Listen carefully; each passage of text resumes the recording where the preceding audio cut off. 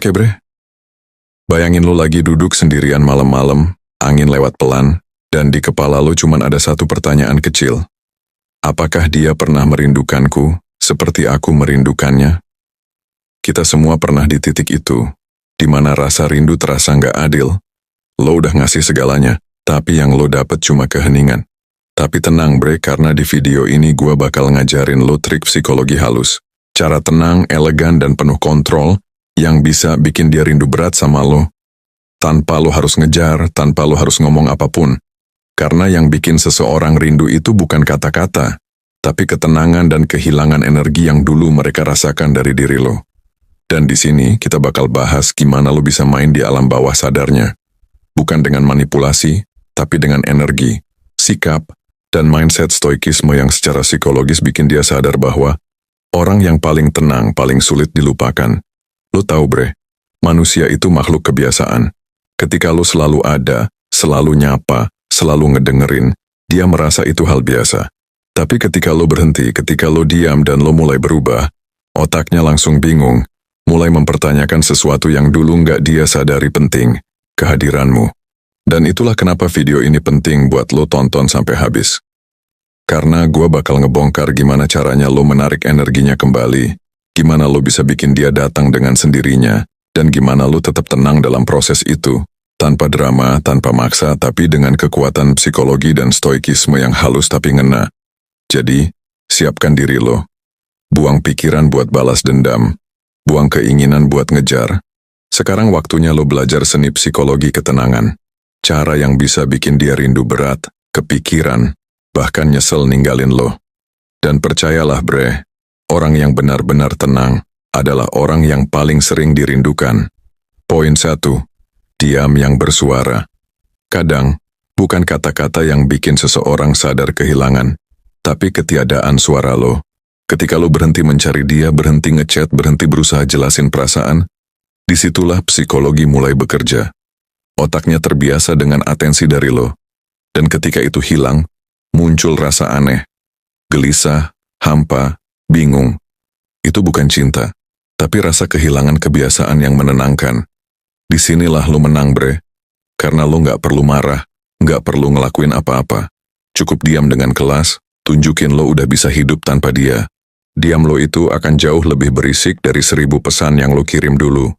Makin lo tenang, makin pikirannya terguncang. Poin 2. Menarik diri dengan elegan. Kebanyakan orang ketika ditinggalkan, refleksnya adalah mengejar.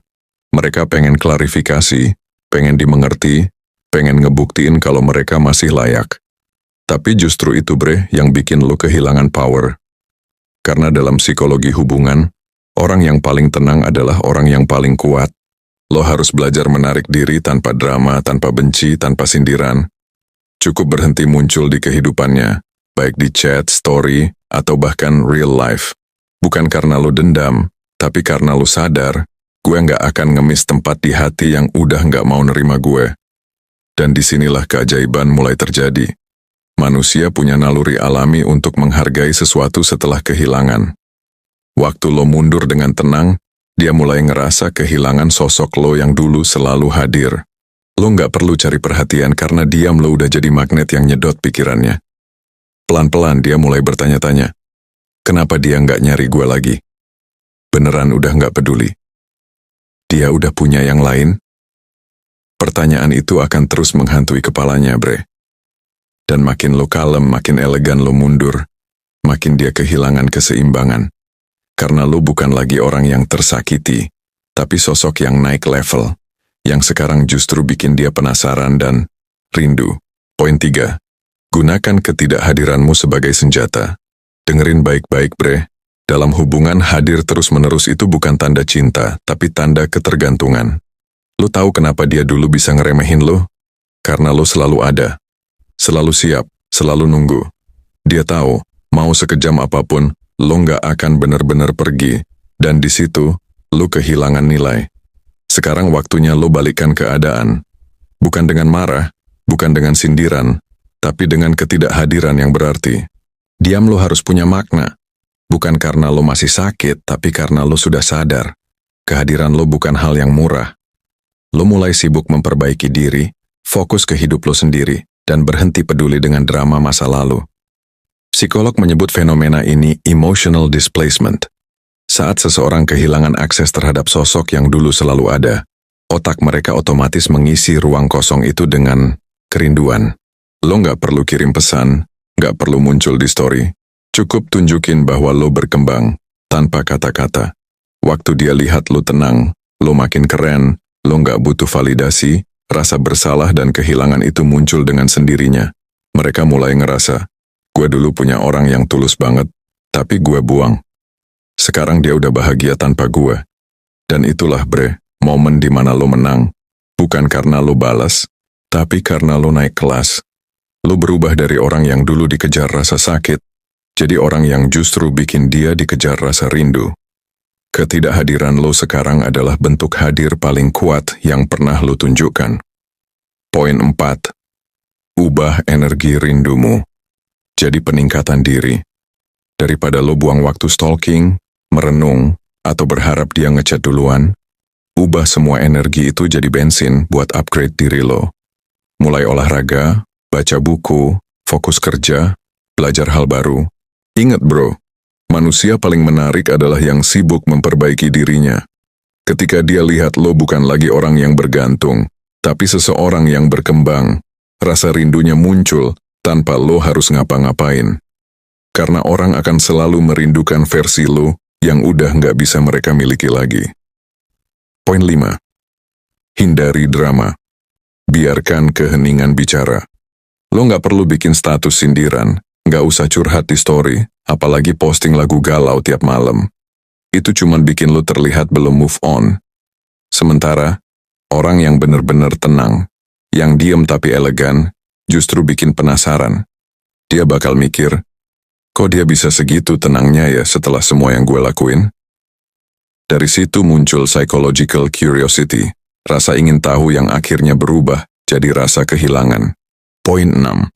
Jangan kepo tapi biarkan dia yang kepo. Ingat orang makin kepo sama sesuatu yang menjauh. Ketika lo berhenti pantau dia, justru dia yang mulai pantau lo. Dia mulai stalking story lo, buka chat lama, atau nanya-nanya kabar lewat teman. Dan itu bukan karena cinta, tapi karena egonya mulai gatal. Kenapa dia nggak peduli lagi sama gue? Jadi jangan kasih dia kepuasan dengan perhatianmu. Biar dia yang ngerasain ketidakhadiranmu sebagai kehilangan. Poin 7. Fokus pada hidup, bukan balas dendam. Lo nggak butuh bukti buat nunjukin lo udah bahagia tanpa dia. Cukup jadi bahagia beneran. Bukan pura-pura tapi real. Dari cara lo jalanin hidup, dari aura lo yang tenang. Karena dendam itu cuma bikin lo tetap terikat secara emosional. Tapi ketika lo fokus ke kehidupan lo sendiri, alam semesta punya cara buat balikin semua rasa sakit dalam bentuk keberhasilan yang elegan. Poin 8. Biarkan waktu dan rasa bersalah yang menghukum rasa bersalah itu nggak bisa lo paksain Tapi waktu bisa bikin seseorang nyadar betapa berharganya seseorang yang pernah dia sia-siain. Dan ketika lo udah nggak bisa dijangkau lagi, itulah siksaan terbesarnya. Dia bakal ngelihat lo dari jauh, sadar bahwa lo sekarang bahagia, kuat, dan gak butuh dia. Dan saat itu, penyesalan datang bukan karena kehilanganmu, tapi karena dia sadar gak akan pernah nemuin yang kayak lo lagi. Poin 9. Bangun aura misterius. Jangan terlalu terbuka tentang hidup lo. Biar ada bagian dari diri lo yang gak bisa ditebak, yang bikin orang penasaran. Aura misterius itu magnet, Makin sedikit yang lo tunjukin, makin besar ruang imajinasi di kepala dia. Dan di ruang itulah kerinduan tumbuh pelan-pelan ngisi kekosongan yang dia buat sendiri. Poin 10. Ingat, kemenangan sejati adalah kedamaian. Lo tahu lo udah menang. Bukan saat dia balik ngejar lo, tapi saat lo udah nggak peduli lagi. Saat lo bisa lihat dia tanpa benci, tanpa dendam, tanpa getar di dada. Karena di titik itu, lo bukan cuma bebas dari dia, tapi juga dari versi lama dirimu yang dulu terlalu berharap. Dan disitulah lo mulai hidup, bukan buat dia, tapi buat lo sendiri.